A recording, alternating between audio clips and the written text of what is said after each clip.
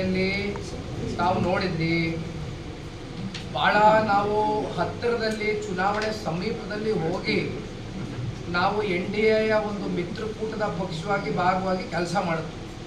ಆ ಸಂದರ್ಭದಲ್ಲಿ ನಮಗೆ ಹೆಚ್ಚು ಸಮಯ ಇಲ್ಲದೆ ಹೋದರೂ ಕೂಡ ನಮಗೆ ನಾವು ಪಡ್ಕೊಂಡಂಥ 3 ಸೀಟ್ಗಳಲ್ಲಿ ಯಾವುದೇ ನಮಗೆ ಹೊರಗಡೆ ಮಾಧ್ಯಮದಲ್ಲಿ ಎಲ್ಲೋ ಒಂದು ಕಡೆ ವ್ಯತ್ಯಾಸ ಆಯಿತು ಅಂತಕ್ಕಂಥ ನಿಟ್ಟಿನಲ್ಲಿ ನಾವು ಎಲ್ಲೂ ಕೂಡ ವರ್ತಿಸಿಲ್ಲ. ಸನ್ಮಾನ್ಯ ದೇವೇಗೌಡರು ಕುಮಾರಣ್ಣನಲ್ಲಿ ಒಂದು ಸ್ಪಷ್ಟತೆ ಇದೆ.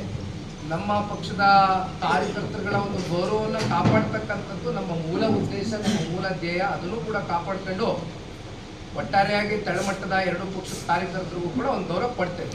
ಸರ್, ರಾಜ್ಯಾಧ್ಯಕ್ಷರ ಹುದ್ದೆ ಸರ್ ನೀವು ರಾಜ್ಯಾಧ್ಯಕ್ಷರ ಹುದ್ದೆ ಆಸ್ಪರೆಂಟಾ ಸರ್?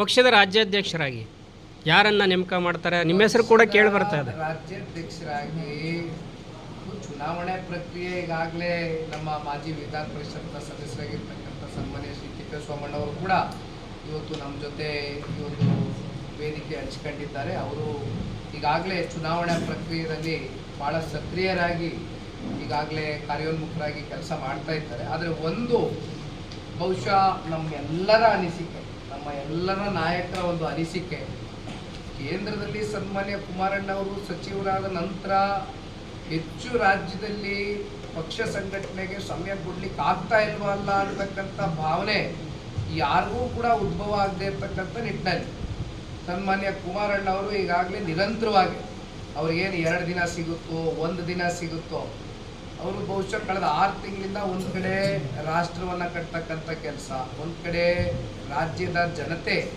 ಇವತ್ತು ವಿಶ್ವಾಸ ಇಟ್ಟು ಅವ್ರಿಗೇನು 7.25 ಕೋಟಿ ಕನ್ನಡಿಗರ ಆಶೀರ್ವಾದ ಮಾಡಿ ನರೇಂದ್ರ ಮೋದಿಜಿಯವರ ಸಂಪುಟದಲ್ಲಿ ಕೇಂದ್ರದಲ್ಲಿ ಸಚಿವರಾಗಿ ಕೆಲಸ ಮಾಡ್ತಾ ಇದ್ದಾರೆ.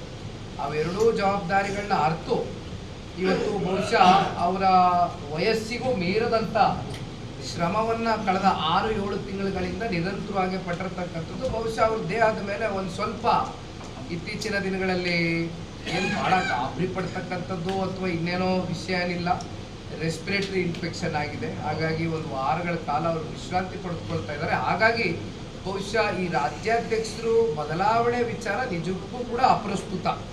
ಸನ್ಮಾನ್ಯ ಕುಮಾರಣ್ಣ ಅವರು ರಾಜ್ಯಾಧ್ಯಕ್ಷರಾಗೇ ಮುಂದುವರಿಬೇಕು ಅಂತಕ್ಕಂಥದ್ದು ಪ್ರತಿಯೊಬ್ಬರ ಭಾವನೆ, ಪ್ರತಿಯೊಬ್ಬ ಸಣ್ಣ ಕಾರ್ಯಕರ್ತರ ಭಾವನೆಯೂ ಕೂಡ.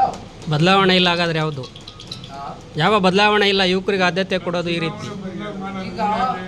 ಈಗ ಆಲ್ರೆಡಿ ನಮ್ಮ ಪಕ್ಷದ ಕಾನ್ಸ್ಟಿಟ್ಯೂಷನ್ ಇವಾಗೇನು 2 ವರ್ಷದ ಒಳಗಡೆ ಕೆಲವೊಂದಷ್ಟು ಸ್ಥಾನಗಳು ಫಿಲ್ ಆಗಬೇಕಾಗಿದೆ. ಇವೆಲ್ಲವೂ ಕೂಡ ಪ್ರಕ್ರಿಯೆಗಳು, ಚುನಾವಣೆ ಪ್ರಕ್ರಿಯೆಗಳು ಈಗಾಗಲೇ ಪ್ರಾರಂಭ ಆಗಿದೆ. ಅದಕ್ಕೆ ಗಡುವು ಕೂಡ ಕೊಟ್ಟಿದ್ದಾರೆ.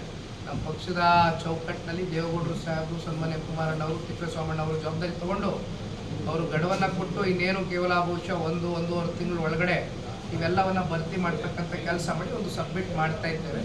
ಬಹುಶಃ ಮುಂಬರ್ತಕ್ಕಂಥ ದಿನಗಳಲ್ಲಿ ಹೌದು, ನಾನು ಒಬ್ಬ ಯುವ ಘಟಕದ ರಾಜ್ಯಾಧ್ಯಕ್ಷನಾಗಿರ್ತಕ್ಕಂಥ ಹಿನ್ನೆಲೆಯಲ್ಲಿ ಇವತ್ತು ಇಡೀ ರಾಜ್ಯಾದ್ಯಂತ ಸಕ್ರಿಯವಾಗಿ ಪಕ್ಷವನ್ನು ಕಟ್ತೇವೆ ಅಂತಕ್ಕಂಥ ಮುಂಬರ್ತಕ್ಕಂಥ ಯುವಕರಿಗೆ ಖಂಡಿತವರು ಪಕ್ಷ ಗುರುತಿಸಿ ಸ್ಥಾನಮಾನವನ್ನು ಕೊಟ್ಟು ಇವತ್ತು ಅವ್ರಿಗೆ ಗೌರವ ಕೊಡ್ತಕ್ಕಂಥ ಕೆಲಸ ಮಾಡ್ತಾರೆ.